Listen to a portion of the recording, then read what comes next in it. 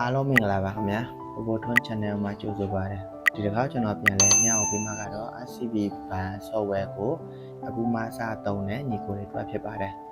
RCB ဘန် software နဲ့ငွေလွှဲနည်းလေးဖြစ်ပါတယ်ဒီလိုမျိုး RCB ဘန်ကိုအခုမှစသုံးတဲ့ညီကိုတွေဆိုလို့ရှိရင်ကျွန်တော်တို့ငွေလွှဲနည်းလေးကိုတိုက်ပြီးတော့မသိကြဘူးပေါ့နော်မတတ်ကြဘူးဒါကြောင့်မို့ကျွန်တော်ဒီအောင်နားလဲအောင်ဆိုပြီးတော့ဒီဗီဒီယိုလေးကိုလုပ်ပေးရခြင်းဖြစ်ပါတယ်နော်နောက်ပြီးတော့ရဲ့ဒီဗီဒီယိုအောက်မှာလည်းလာပြီးတော့မေးတာရှိတယ်ပေါ့နော် RCB ဘန် software ကနေပြီးတော့ဒီဖုန်းနဲ့ငွေလွှဲနည်းလေးတင်ပေးပါဆိုလို့เนาะကျွန်တော်အနေနဲ့ဒီဗီဒီယိုလေးကိုလုပ်ပေးရခြင်းဖြစ်ပါတယ်เนาะကဲဒီမှာတော့ကျွန်တော်တပ်ပုံနဲ့ပဲကျွန်တော်လုပ်ပြီးတော့တပုံချင်းပြပါမှာဖြစ်ပါတယ်เนาะဘာလို့လဲဆိုတော့အခုဒီ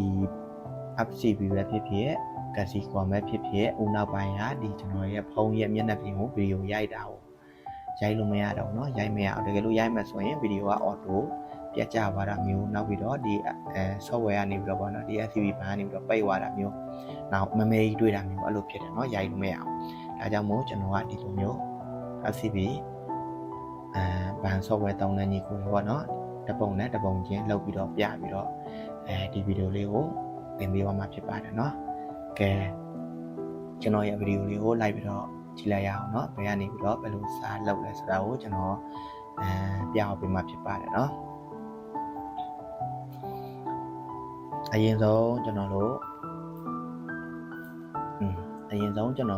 ဒီအဝူးတွေအနေနဲ့ဒီ RCB ဒီ software တွေပေါ့နော်ဒီမှာစီးနေ RCB software တွေဒီနေရာကိုအရင်ဝင်မယ်နော်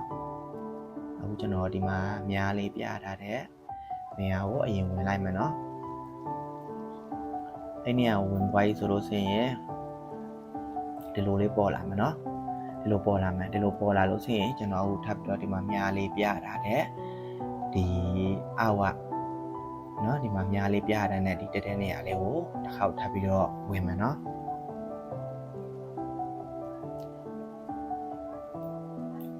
အဲ့နေရာလေးကိုဝင်သွားလို့ဆိုလို့ရှိရင်ဒီလို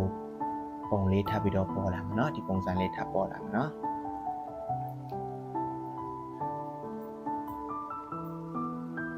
ကျွန်တော်ဓာတ်ပုံချင်းစီကျွန်တော်ပြအောင်ပြမှာဖြစ်ပါတယ်နော်ဒီလိုလေးပေါ်လာမယ်နော်ဒီလိုလေးထပ်ပေါ်လာမယ်ဆိုလို့ရှိရင်ကျွန်တော်တို့အခုကျွန်တော်ထပ်ပြီးတော့ပြရတယ်ဒီများလေးပြနဲ့ဒီနေရာပေါ့နော်ဒီများနှစ်ချောင်းလိန်နေတဲ့နေရာပေါ့နော်အများလေးကျွန်တော်ထိုးပြတဲ့နေရာလေးကိုထပ်ပြီးတော့ဝင်မှာဖြစ်ပါတယ်နော်ဘာလို့လဲဆိုတော့ဒီနေရာပတ်စံလွယ်တဲ့နေရာပေါ့နော်ပြောမှဆိုရင်ဒီ RCB ဒီဖုန်းနံပါတ်ရှိတဲ့ဒီ software နဲ့ဆိုရင်တော့သုံးလို့ရတဲ့အကြောင်းအရာတွေအများကြီးရှိတယ်နော်အများကြီးပဲဒါပေမဲ့ကျွန်တော်ကဗီဒီယိုတကားကိုတမျိုးစီလုပ်ပြီးတော့ကျွန်တော်တင်သွားပေးမှဖြစ်ပါတယ်နော်ဘာလို့လဲဆိုတော့တကယ်လို့ဗီဒီယိုတကားမှာပဲဒီလိုက်ပြီးတော့အကလုံးလိုက်ဆောက်ပြီးတော့တင်ပေးလိုက်မယ်ဆိုလို့ရှိရင်ကျွန်တော်တို့ဒီအခုမှစားသုံးတဲ့ညီကိုတွေဆိုလို့ရှိရင်တော့အခက်တွေ့မှာပေါ့နော်သုံးလို့မရဘူးပေါ့နော်သုံးလို့မတတ်ပဲဖြစ်မှာနော်ဘာလို့ဆိုတော့နားမလဲပေါ့နော်အရင်ခက်တယ်အဲဒါကြောင့်မို့ဒီလွယ်ကူဖြစ်အောင်တမျိုးတည်းပဲကျွန်တော်ဒီဗီဒီယိုမှာလုပ်ပေးမှာဖြစ်ပါတယ်နော်ကဲအခုကျွန်တော်ပြပေးနေဒီအခုမြပြတဲ့နေရာကိုထပ်ပြီးတော့ဝင်လိုက်မယ်နော်ညာပြတဲ့နေရာဝင်လိုက်မယ်ဆိုလို့ရှိရင်ဒီလိုလေးပြန်ပေါ်လာမယ်เนาะပေါ်လာလို့ရှိရင်ဒီနေရာကတော့ဒါအပေါ်မှာကျွန်တော်ဒီမှာလေးတောက်လေးနဲ့ဝိုင်းပြထားတဲ့နေရာကတော့ဒါလီဝတ်နံပါတ်ပေါ့เนาะလီဝတ်နံပါတ်အောင်မှာရိုက်ထည့်ရမှာเนาะဒါကျွန်တော်တို့ရဲ့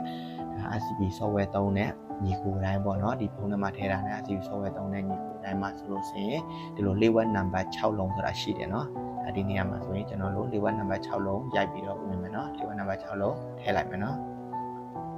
ရိုက်ထည့်လိုက်ပြီးလို့ဆိုရင်ဒီလိုလေးပေါ်လာမယ်เนาะအဲ့ဒီဟာဆိုရင်ဒီလိုပေါ်လာပြီเนาะပေါ်လာလို့ဆိုရင်ဒါကျွန်တော်ကတော့ကျွန်တော်ရဲ့ဒီငွေအမောင်းနေရပေါ့เนาะငွေမောင်းနေရဗန်နေရကိုကျွန်တော်ဟိုစားလောက်တာပေါ့เนาะကွယ်ထားတာပေါ့เนาะဒီနေရာလေးမှာကွယ်ထားတာပေါ့เนาะဆန်နေရကိုဒါပေမဲ့ညီကိုလေးနေရာမှာကျတော့ညီကိုလေးပုံမှန်ကျတော့ဒီနေရာလေးကတွေးရမယ်เนาะအဲ့ဒါပြီးလို့ဆိုရင်ကျွန်တော်တို့ဒီမှာဗန်နေတွေးမယ်เนาะအမှ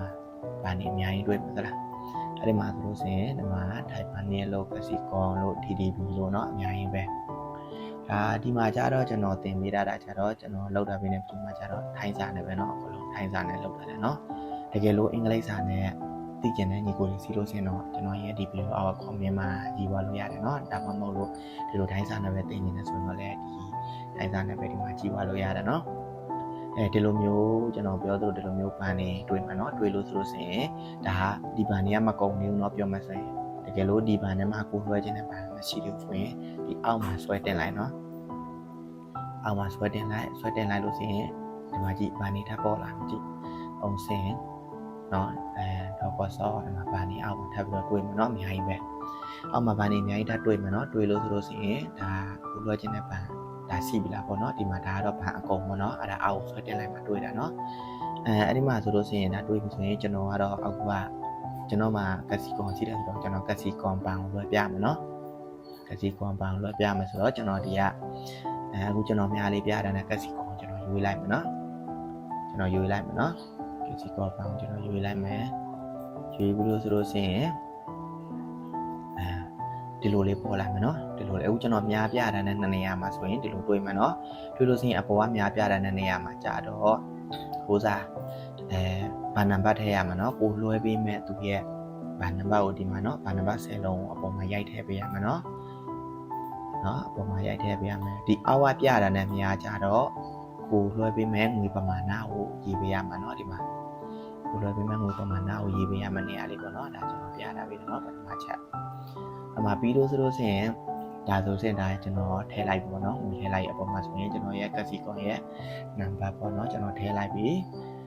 အမှပေါ့3ညနေ့3ညဒါကျွန်တော်ရဲ့ကက်စီကွန်နံပါတ်ပေါ့နော်ထည့်ပြီးအောက်မှာကျတော့ငွေအမောက်ကျွန်တော်100ထည့်လိုက်တယ်ပေါ့နော်ကျွန်တော်က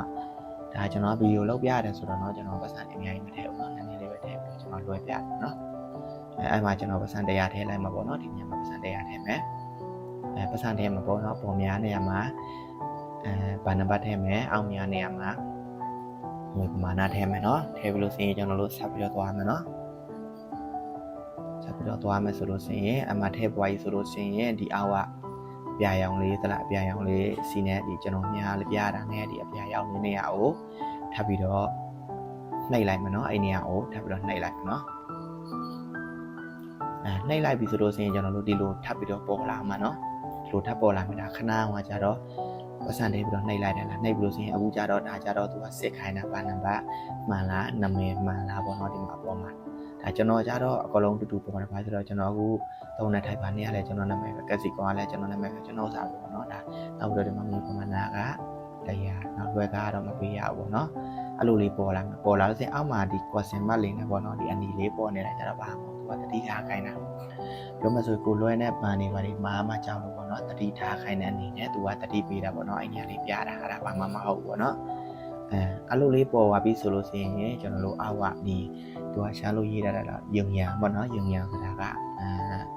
လိုပြောမလဲမှန်ကန်ဆိုတဲ့မှန်ကန်တယ်ဆိုတဲ့အကြောင်းမို့လို့ပေါ့နော်မှန်ကန်တယ်ဆိုတော့ဘယ်လိုပြောမလဲမှန်ကန်တယ်ပေါ့နော်အဲ့ညလေးနှိပ်လိုက်ပြီပေါ့နော်ကိုကနေပြီးအတိမတ်ပြူလိုက်တယ်ပေါ့မှန်ကန်တယ်ဆိုတဲ့အကြောင်းဆိုတော့အဲ့နေရာလေးကိုနှိပ်မယ်နော်အဲ့နေရာလေးကိုနှိပ်လိုက်မယ်အဲ့နေရာလေးနှိပ်လိုက်မယ်ဆိုရင်ဒါဒီနေရာမှာနှိပ်လိုက်ပြီဆိုလို့ရှိရင်ဒါပတ်စံထားလိုက်ဝင်ပြီနော်ဒါကြောင့်မို့ဒီနေရာမှာနှိပ်လို့ရှိရင်သတိထားနော်တေချာကြည့်ကိုရဲ့ဘာနံပါတ်မှလာ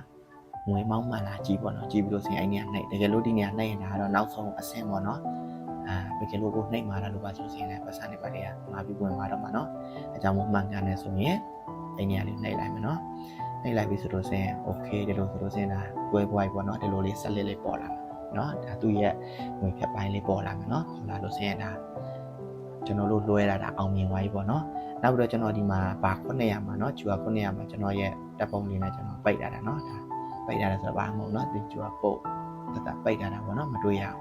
ဒါဒီဒါဆိုလို့ရှိရင်ဒါကျွန်တော်တို့ငွေလွှဲတာပြီးဆုံးသွားပြီပေါ့နော်ဒါဆိုလို့ရှိရင်ငွေလွှဲတာပြီးဆုံးသွားပြီအောင်မြင်သွားပြီပေါ့နော်တကယ်လို့ကျွန်တော်ပြရသလိုပေါ့နော်ကစီကွန်မှာမဟုတ်တစ်ပြစ်မှန်လွှဲမယ်ဆိုလို့ရှိရင်လည်းဒီနည်းနဲ့ပဲဒီလိုပဲဝင်ပြီးတော့လွှဲရတာပေါ့နော်โอเคเนาะဒါကတော့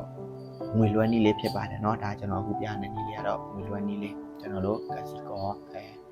ထိုက်ပါနဲ့ software လေးကိုသုံးပြီးတော့ငွေလွှဲနည်းလေးဖြစ်ပါတယ်เนาะโอเคကျွန်တော်ရဲ့ဗီဒီယိုလေးဒီလောက်မှပဲပြီးဆုံးမှာဖြစ်ပါတယ်เนาะကျွန်တော်ရဲ့ဗီဒီယိုလေးကိုကျန်နေတတ်တယ်ဆိုလို့ရှိရင်ကျွန်တော်တို့ညီကိုတွေပေါ့เนาะလုံးမတန်တဲ့သူတွေကနေပြီးတော့တွေးရပြီးတော့ဒါလောက်တတ်ပါတယ်ဆိုလို့ရှိရင်ပေါ့เนาะကိုတို့အကျိုးဖြစ်တယ်ဆိုလို့ရှိရင်ပေါ့နော်ကိုတို့အထောက်အကူဖြစ်တယ်ဒီဗီဒီယိုလေးကအထောက်အကူဖြစ်တယ်ဆိုရင်ကျွန်တော်ရဲ့ဗီဒီယိုလေးကို like share လေးနဲ့ subscribe လေးနဲ့ပြပါလို့ကျွန်တော်အနေနဲ့တောင်းဆိုချင်ပါတယ်နော်။ကဲနောက်ထပ်ဗီဒီယိုတွေသိကျင်တာဗာနဲ့ပတ်သက်တဲ့အကြောင်းအရာလေးတွေသိကျင်တာရှိလို့ရှိရင်လည်း